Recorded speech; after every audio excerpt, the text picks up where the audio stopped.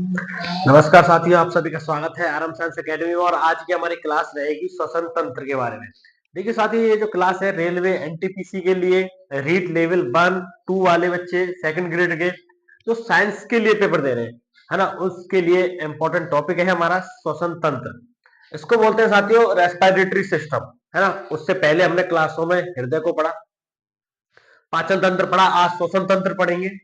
उसका उत्सर्जन तंत्र है, तंत्र है ना, पेशीय तंत्र है, पूरे बायोलॉजी को खत्म करते हुए चलेंगे। उसके बाद हम पादप वाली विज्ञान जो होती है बॉटनी, उसको खत्म करेंगे। पहले जूलॉजी देखते हैं, है ना। श्वसन तंत्र को समझेंगे तो सबसे पहले जैसे पाचन तंत्र का जो हमने क्रम देखा था, मुख से शुरू किया था और बड़ियात होते हुए भोजन को निष्कासित किया था, उसी प्रकार से श्वसन का खेल है। जो हम सांस लेते हैं ना, तो सांस को किस प्रकार से ऑक्सीजन को लिया जाता है और कार्बन डाइऑक्साइड को छोड़ा जाता है ना, उसके बारे में समझेंगे। इसका क्रम क्या है, चलिए। सबसे पहले क्या होता है, एक छोटा सा चित्र है।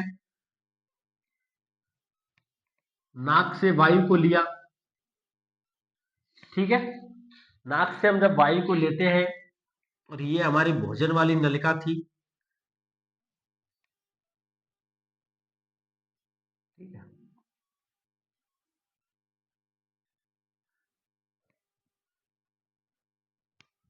चलिए, सबसे पहले बाह्य नासाद्वार क्या होते हैं, नासाद्वार होते हैं। नाक के दो छिद्र होते हैं जिनसे वायु को लिया जाता है, ठीक है। सबसे पहले हमारे नासाद्वार हो गए दो। उसके बाद नाक की जो गुहा होती है, इसको बोलते हैं नासा गुहा। क्या बोलते हैं साथियों, नासा गुहा या नेजल कैविटी। जैसे भोजन को हमने मुख से लिया, मुख का द्वार हुआ, फिर उसके बाद हमने भोजन को लिया, मुख को गुहा बोली थी। उसी प्रकार से सांस को लेने वाली गुहा क्या कहलाती है, नासा गुहा, नेजल कैविटी, ठीक है। नेजल कैविटी जो नाक वाली ये चीज होती है ना, तो इसमें कोई हड्डी नहीं होती है ना। जो हम मैं टच कर पा रहा हूं, ये कोई हड्डी नहीं है ना। यहाँ पे क्या होती है साथियों, उपास्थि होती है। उपास्थि क्या है, हड्डी जैसी एक लचीली संरचना होती है ना, उसको उपास्थि बोलते हैं।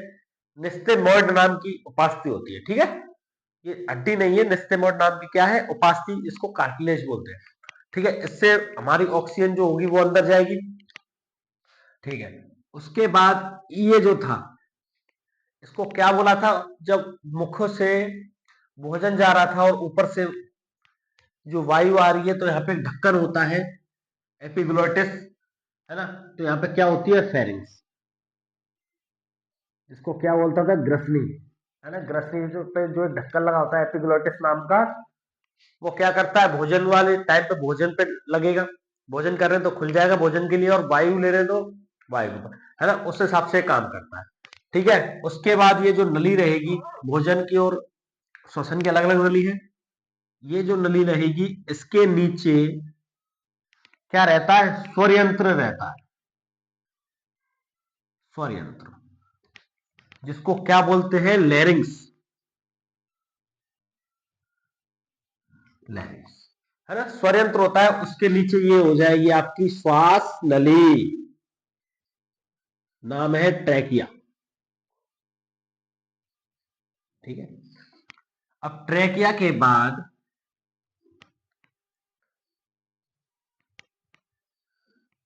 ये दो फेफड़े, है ना। दो फेफड़ों में इस प्रकार से जाएगी श्वास नली के बाद। ये जो होगी हमारी तीन भागों में, जैसे प्राथमिक श्वसनिका, द्वितीय श्वसनिका और तृतीय श्वसनिका, मतलब इसमें जैसे पेड़ में शाखा होती है ना, उसी प्रकार से शाखाओं में बट जाएगी, है ना, इसी प्रकार दोनों में, ठीक है। और यहाँ पे एक गुब्बारे नुमा संरचना, जिसको बोलते हैं कुपिका, है ना, गुब्बारे जैसी होती है, फूलती है, इसको क्या बोलते हैं, कुपिका। इंग्लिश में बोलते हैं एल्वोलाई, ठीक है। और ये जो शाखाएं होंगी, इनको बोलते हैं श्वसनिका, ब्रोंकियल,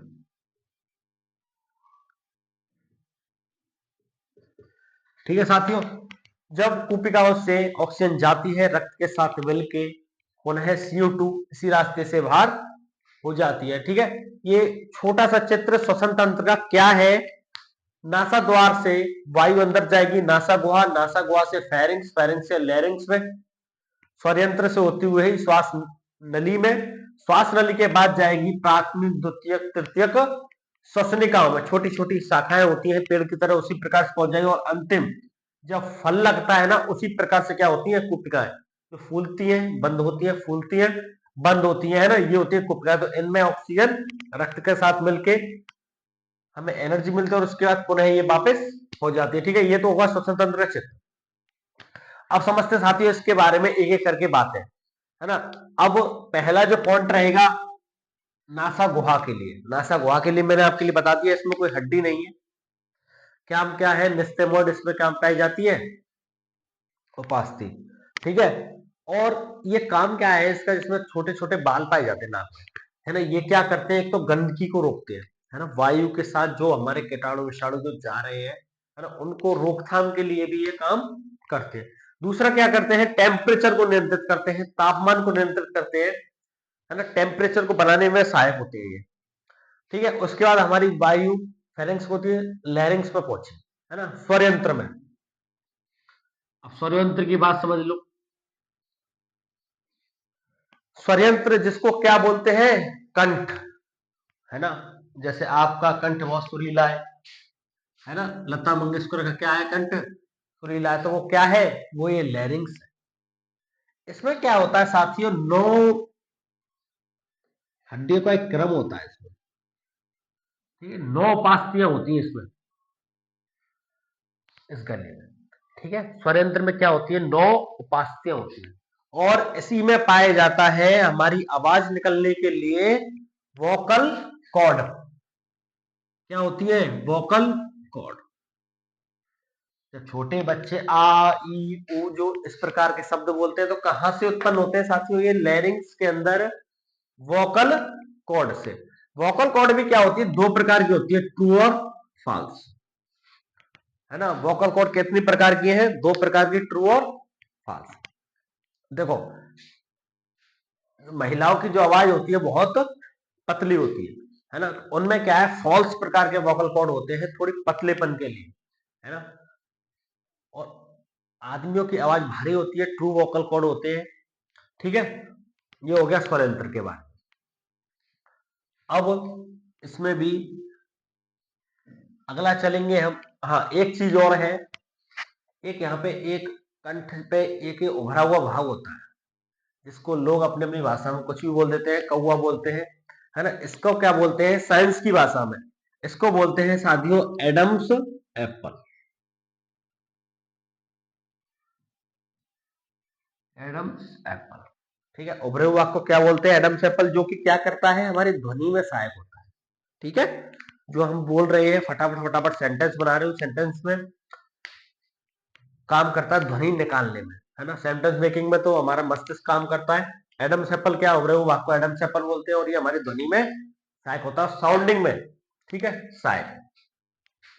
उसके बाद एक अगली चीज है श्वास नली, क्या बोलते हैं इसको, ट्रैकिया। ये कुछ नहीं है साथियों, जैसे आहार नाल होती है जिससे भोजन अमाशय में गया था, उसी प्रकार से सांस फेफड़ों की तरफ भेजना ही इसका काम है। इसका इंपॉर्टेंट काम ये है, ये एक प्रकार का क्या है, रास्ता। ठीक है, श्वास नली क्या होती है साथियों, ऑक्सीजन को जाने का फेफड़ों में एक प्रकार का रास्ता है। यही कॉपियों में लिखाया जाता है, बोर्ड की तैयारी कर रहे हैं, कंपटीशन की तैयारी कर रहे हैं, और मैं बोल रहा हूं आप लिख लीजिए। ठीक है, श्वास नली का क्या काम है, ये एक प्रकार का रास्ता होती है जो ऑक्सीजन को फेफड़ों में पहुंचाती है। अब इसके बाद ये वायु 2 फेफड़ों में, फेफड़े कितने होते हैं, 2, और समझना, ये दाया फेफड़ा, लंग्स बोलते हैं फेफड़े को, ठीक है, ये बाया, है ना, लेफ्ट लंग। और नीचे होता है डायाफ्राम, क्या होता है, डायाफ्राम, है ना। यहां पे एक ढांचा प्रकार का होता है, उसको क्या बोलते हैं, डायफ्राम। अब ये वायु श्वास नली से होती हुई हमारी शाखाओं के रूप में बट गई, तो शाखाओं का बटना क्या कहलाता है, श्वसनिका, जिसको बोलते हैं ब्रोंक्यूल, प्राथमिक, द्वितीयक और तृतीयक। उसके बाद ऑक्सीजन कहां पहुंची, हमारी कुपिकाओं में, कुपिका अंगूर के समान एक संरचना होती है, गुब्बारे की सी, फूलती है, बंद होती है। एक फेफड़े में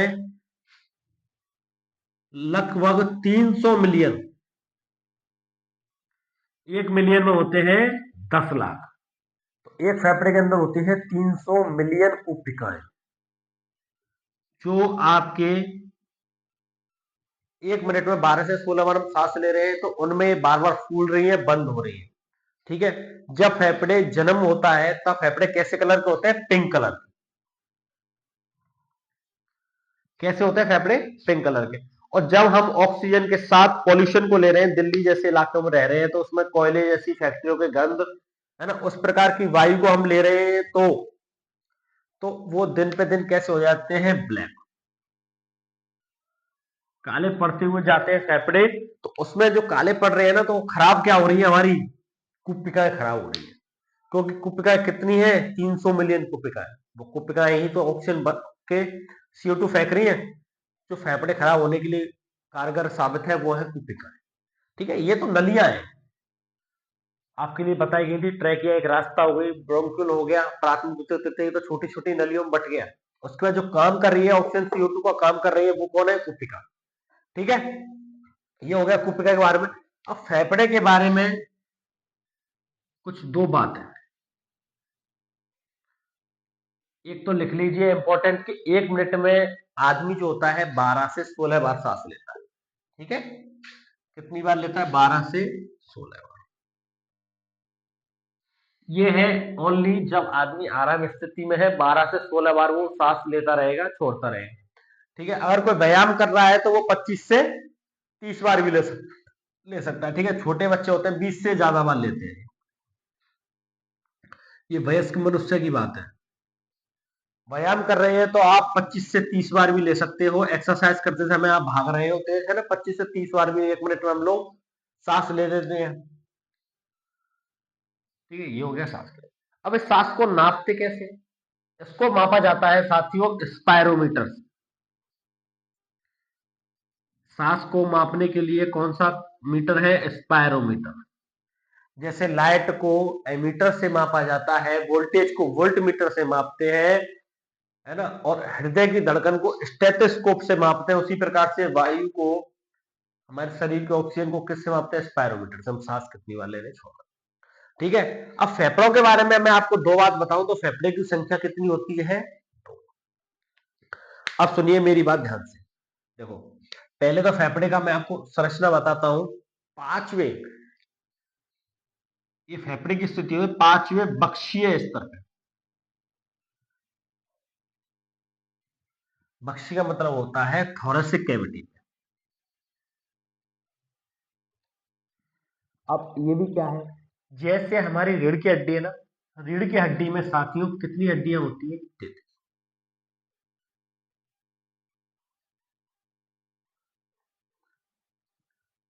कितनी होती है रीढ़ की हड्डी में? कितनी डिस्क होती हैं? 33।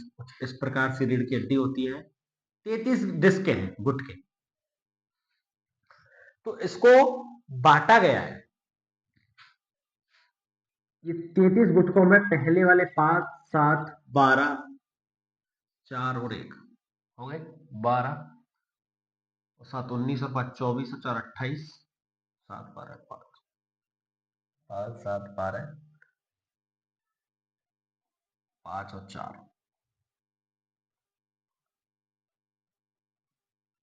है ना। इसमें थोड़ा मिस्टेक है, देख के बताऊंगा आपको। ये 33 होते हैं गुटके। ठीक है। तो जो फेफड़े होते हैं वो, ये सेकंड नंबर वाले, इसको बोलते हैं थोरेसिक। तो थोरेसिक की पांचवें गुटके पे, है ना, पांचवा गुटका होता है, जैसे इसके साथ है, इसका जो पांचवा गुटका है ना, वहां पे फेफड़े स्थित होते हैं। अब आपको ऐसा लगेगा कि शरीर बना हुआ पूरा, पीछे यहां से लेकर और पीछे पूरी रीढ़ की हड्डी है।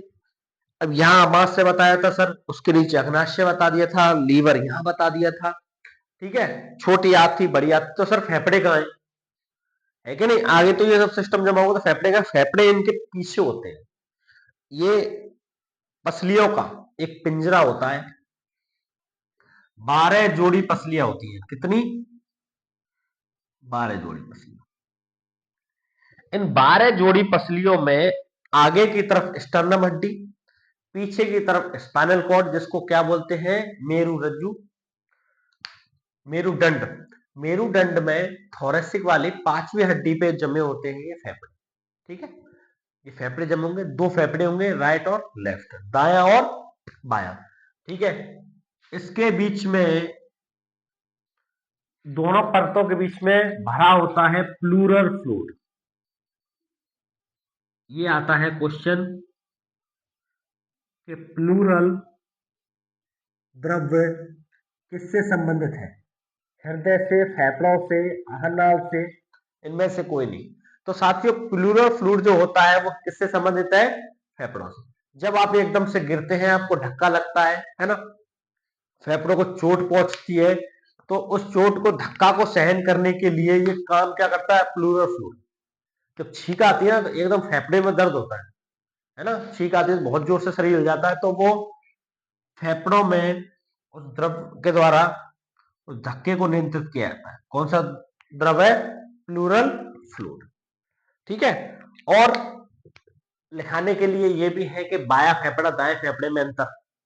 अब हम बोर्ड की तैयारी तो कर नहीं रहे कि 10वीं बोर्ड की तैयारी कर रहे हैं, 8th बोर्ड की तैयारी कर रहे हैं, हमारे लिए 2 नंबर का क्वेश्चन आएगा कि सर दाया फेफड़े और बाएं फेफड़े में अंतर बताओ दो, तो अंतर भी बता देते हैं, है ना। इंपॉर्टेंट नहीं है पेपर के हिसाब से। पेपर के हिसाब से जो जरूरी क्वेश्चन बनने हैं ये है स्पायरोमीटर का, 25 से 30 बार, 12 से 16, स्वरंत्र से वोकल कॉर्ड कहां स्थित होती है ना, नाक में कौन सी हड्डी है, कूपिका कितनी होती है, कहां पे होती है। ये एसएससी में आया हुआ क्वेश्चन है कि 5वें थोरेसिक कैविटी पे होती है ना, इसलिए इसको बताया, और ये बताने के लिए बताई थी रीढ़ की हड्डियां 33 होती, 7 12 5 5 4। ठीक है, 9 और 21 31 38 28 और 5 33। ठीक है, अब ये सही है, 7 12 5 5 4। ठीक है, प्लूरल फ्लूइड आता है, ये इंपॉर्टेंट है। इन सबको आप देखिए, स्क्रीनशॉट लीजिए, और इसके बाद जो सबसे इंपॉर्टेंट जो इसका भाग है, मतलब एक चीज और है कि इसमें जो आता है पेपर में, ज्वारीय आयतन, आईआरवी, ईआरवी क्या होती है, कितनी हम ऑक्सीजन लेते हैं, कितनी छोड़ते हैं, वो और आता है। इसका स्क्रीनशॉट लीजिए जब तक।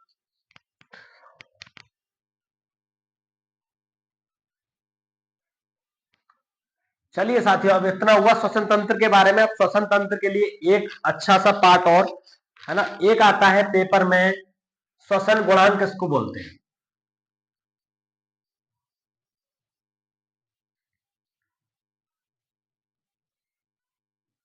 श्वसन गुणांक आर क्यू क्या है, ये होता है श्वसन गुणांक, निकलने वाली CO2, निष्कासित CO2 की मात्रा बट्टे में आपने जो ऑक्सीजन हमारे शरीर में ले ली, अवशोषित O2 की मात्रा।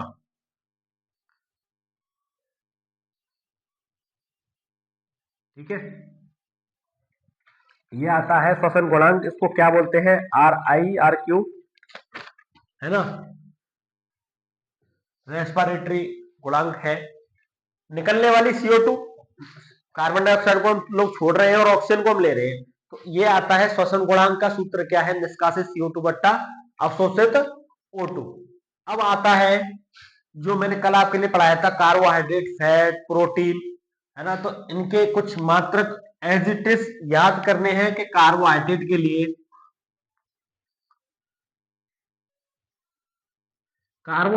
लिए श्वसन गुणांक कितना है, तो वो साथी होता है 1। ठीक है, अब प्रोटीन के लिए कितना होता है, प्रोटीन के लिए इसका श्वसन गुणांक RI होगा 0.9। वसा के लिए 0.7। अम्लों के लिए, कार्बनिक अम्ल जो होते हैं उनका 1 से अधिक होता है। ठीक है, और एक होता है क्या, अनॉक्सी श्वसन। दो श्वसन पढ़े होंगे, अभी बताता हूं, नहीं पढ़े हैं तो याद करवा दूंगा। अनॉक्सी श्वसन, अनॉक्सी श्वसन क्या है साथियों, जिसमें ऑक्सीजन ना हो। जब ऑक्सीजन ही नहीं होगी तो क्या आएगा, अनंत। उसका श्वसन गुणांक कितना होगा? अनंत। 1/0 करेंगे उसको, अवायवीय श्वसन, जैसे CO2 मान लो 1 हो गई और यहाँ पे है 0, तो 0 को भाग 1 में लगाते तो क्या आता है? अनंत। तो उसी प्रकार से अनोक्सी श्वसन क्या होता है? अनंत। इसका श्वसन गुणांक। अब देखिए श्वसन को समझिए। श्वसन होते हैं सर दो प्रकार के। एक तो होता है ऑक्सी श्वसन, एक होता है अनोक्सी श्वसन। ऑक्सी श्वसन का मतलब है जिसमें O2 की उपस्थिति होती है। जब ऑक्सीजन को लिया जाता है, ऑक्सीजन की उपस्थिति होगी तो उसको क्या बोलेंगे? ऑक्सी श्वसन। और एक होता है अनोक्सी श्वसन जिसमें O2 नहीं होती। ठीक है, कई प्रकार के जीव होते हैं जो अनोक्सी श्वसन करते हैं जिसमें ऑक्सीजन की उनको उपस्थिति नहीं चाहिए। ठीक है, ये प्रकार के होते हैं। अब क्या है इसमें? ऑक्सी अनोक्सी हो गया। एक होता है कोशिकीय श्वसन,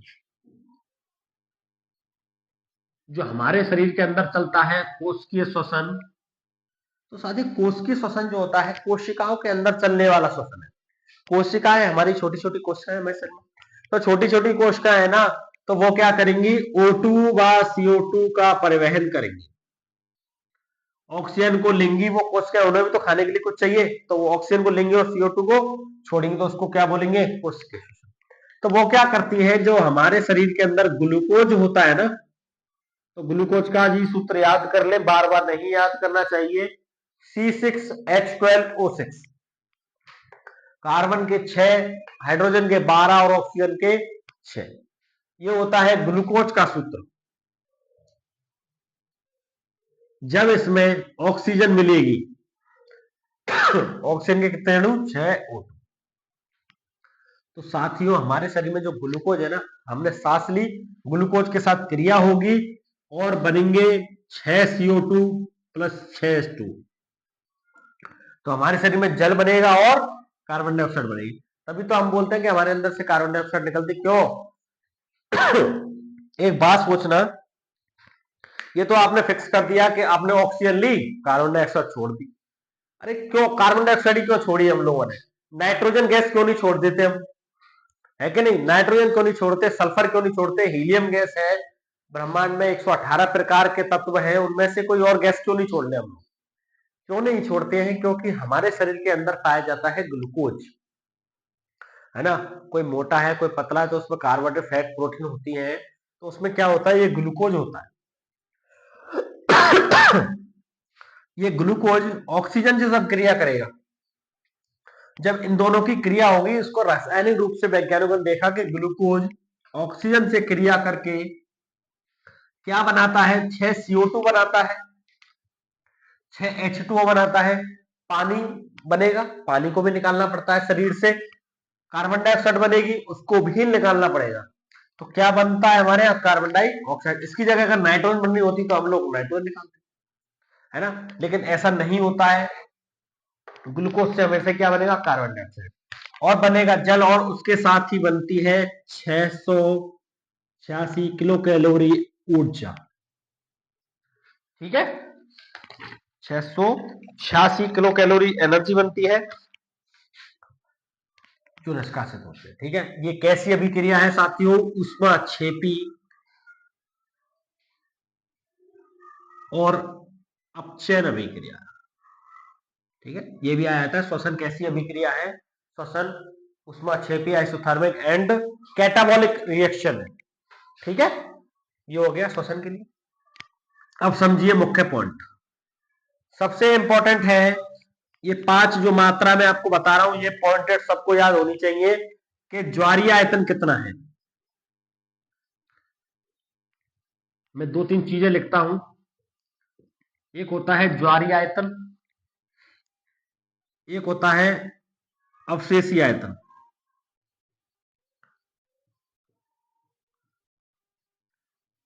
एक होता है IRB, अंतः श्वसन आरक्षित आयतन, एक है ERB, बाह्य श्वसन आरक्षित आयतन, ठीक, एक होती है कुल क्षमता, फेफड़ों की कुल क्षमता। अब ये फेफड़ों के अंदर ये 5 प्रकार की मात्राएं होती है। सबसे पहली होती है सर ज्वारीय आयतन, टाइडल वॉल्यूम। इसको क्या बोलते हैं साथियों इंग्लिश में? Tidal volume. और सीधा पेपर में आने वाली बात के अभी ये भी बताऊंगा ज्वारीय आयतन किसको बोलते हैं। डायरेक्ट आता है ज्वारीय आयतन कितनी परसेंट है, कितना ml होता है फेफड़ों में, तो साथी होता है 500 ml।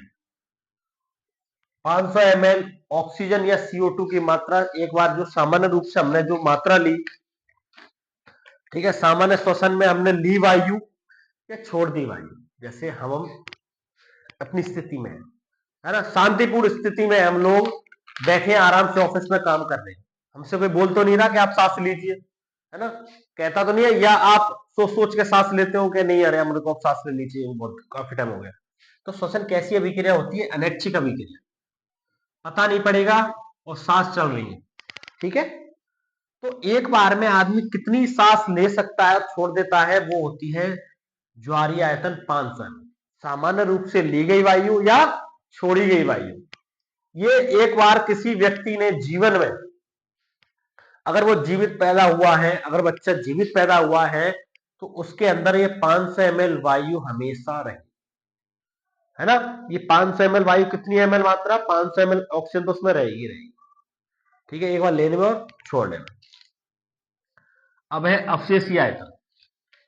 अवशेषीय आयतन क्या होता है? बलपूर्वक छोड़ने के बाद, है ना, बलपूर्वक छोड़ने के बाद भी जो फेफड़ों में बच जाती है, क्या है कि हमने सांस छोड़ी और दम लगा के और छोड़ दी, तब भी हमारे फेफड़ों में 1200 ml वायु बच जाती है, उसको बोलते हैं अवशेषीय आयतन, ईवी। रेसिडाइल वॉल्यूम, ठीक है। दो चीजें, ज्वारीय आयतन सामान्य रूप से ली वायु या छोड़ी वायु 500, अवशेषी कितना? एक बार आपने बलपूर्वक छोड़ दी, बलपूर्वक एक्सप्रेशन के बाद बची वायु 1200, ठीक है। आईआरवी, अंतर श्वसन आरक्षित आयतन, हमने सांस ली और दम लगा के और खींच ली, जो बहुत से लोग खींच लेते हैं, है ना, फेफड़ों में काफी टाइम तक, 1 मिनट 1.5 मिनट 2 मिनट तक रोके रखते हैं, उस वायु को बोलते हैं आरक्षित अंतर श्वसन। 2500 से 3000 ml वायु को लोग बाग अपने शरीर में रख लेते हैं। आईआरवी मतलब अंतर श्वसन, अंदर ली गई वायु जो आरक्षित रूप से हम रख लेते हैं, वो होती है आईआरवी, ठीक है। Inspiration residual volume, reserve volume 2500 से 3000। और ईआरवी जो होता है बाह्य श्वसन, जो कितना होता है, हमने सांस छोड़ी, बलपूर्वक छोड़ दी, तो कितनी छोड़ सकते हैं हम? 1100 ml छोड़ सकते, ठीक है। अब इन सबको टोटल कीजिए, 2500 और 1100, 3600, 36 और 12, 48 और 5, 53, तो 5300, ये 2500 से 3000 होती है ना, तो 3000 को जोड़ा जाता है, ठीक है। तो इसमें जोड़ा जाएगा 1100 प्लस 3000 प्लस 1200, क्योंकि मैक्सिमम लोग रोक सकते हैं 3000 ml तक, 1200 प्लस 500, साथ ही ये हो गई हमारी 5800 ml। तो हमारे फेफड़े कितनी वायु को रिजर्व कर सकते हैं? 5800 ml, ठीक है। अब पेपर में जब आपको पूछा जाएगा तो इनके शॉर्ट फॉर्म आएंगे। क्वेश्चन का लेवल बढ़ चुका है, मैं आपको बता रहा हूं, जो रेलवे में एनटीपीसी में देखा गया और सेकंड ग्रेड में भी मिलेगा आपको देखने के लिए, मैचिंग वाला क्वेश्चन दावा है। कैसे आएगा? जो लिखा होगा आपके लिए टीवी, आईआरवी, ईआरवी, ठीक है, और आरवी,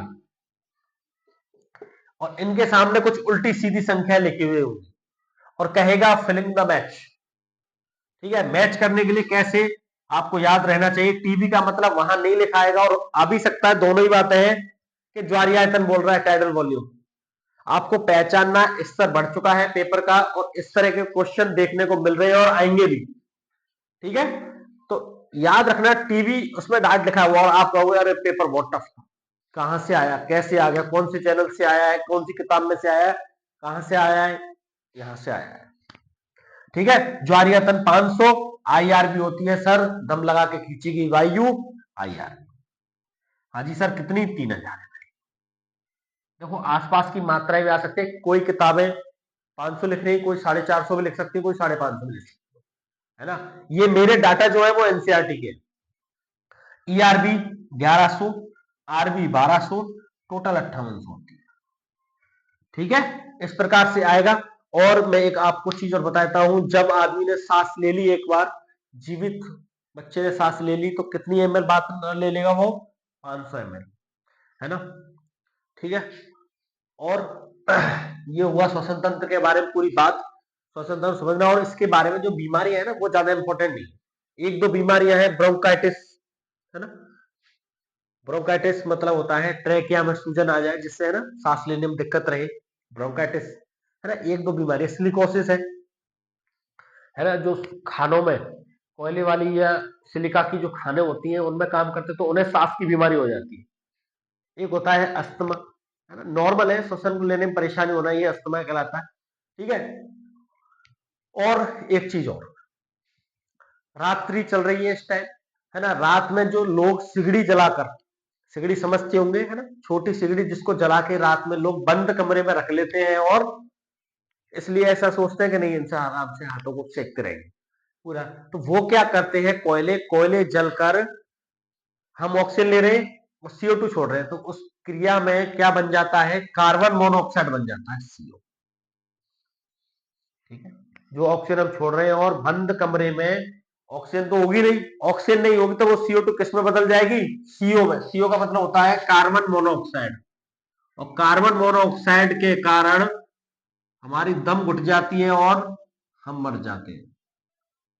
इसलिए रात्रि में बंद कमरों में, बंद कमरे में जलने वाले कोयले की सिगड़ी जलाकर ना सोए, क्योंकि वो क्या करता है, आप तो सोचते हैं कि गांव दराजों में बंद कमरे लगा ली, सिगड़ी जला ली, आराम से कोयले ताप रहे, सेक रहे, और सो गई, है ना। 2 ढाई 3 घंटे में जितनी ऑक्सीजन हमारे कमरे में होगी, अगर वो बिल्कुल पूरी तरह बंद कमरा है ना, खिड़कियां भी नहीं खुल रही, दरवाजा भी नहीं खुल रहा है, बंद कमरा है, तो वो ऑक्सीजन किस में बदल जाएगी? कार्बन मोनोऑक्साइड में बदल, और आदमी की मृत्यु हो जाएगी। और सोची कहेंगे कि अरे वो तो रात को अच्छी बात करके सोए थे और सुबह पता नहीं क्या हो गया।